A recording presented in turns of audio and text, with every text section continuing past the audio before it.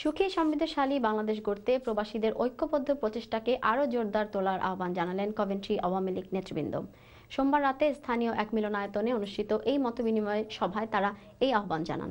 বিস্তারিত জানাচ্ছেন আমাদের প্রতিনিধি মোহাম্মদ ওয়াসিউদ্দিন তালুকদার রায়হান। ব্রিটেন সফররত সুনামগঞ্জ জেলা পরিষদ প্রশাসক, কেন্দ্রীয় যুবলীগের প্রেসিডিয়াম সদস্য ও সুনামগঞ্জ জেলা যুবলীগ আহ্বায়ক ব্যারিস্টার এনামুল কবির ইমনকে সংবর্ধনা প্রদান করে এক মত বিনিময় সভার আয়োজন করে কভেন্ট্রি আওয়ামী লীগ।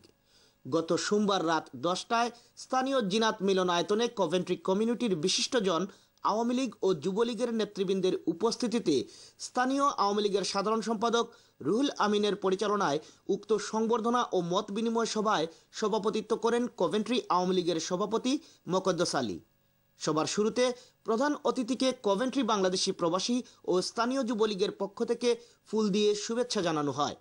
নান্দনিক সুনামগঞ্জবাসী রূপায়ণে সংবর্ধিত প্রধান অতিথির অনস্বীকার্য অবদানের ভূয়সী প্রশংসা করে নান্দনিক বাংলাদেশ গড়ে তুলতে দলমত নির্বিশেষে সবাইকে ঐক্যবদ্ধভাবে এগিয়ে আসার জন্য মত প্রকাশ করে সবাই অন্যান্যদের মধ্যে বক্তব্য রাখেন কভেন্ট্রি কমিউনিটির প্রবীণ নেতা মতসিম আলী সিতু, কাউন্সিলর মায়া আলী, আকমল খান, দেওয়ান আলী আসগর, বাদশা মিয়া, শাহজাহান সিরাজ, ফজলুল হক এনাম, কিরণ ইসলাম, হুসেন আহমেদ সহ আরও অনেকে।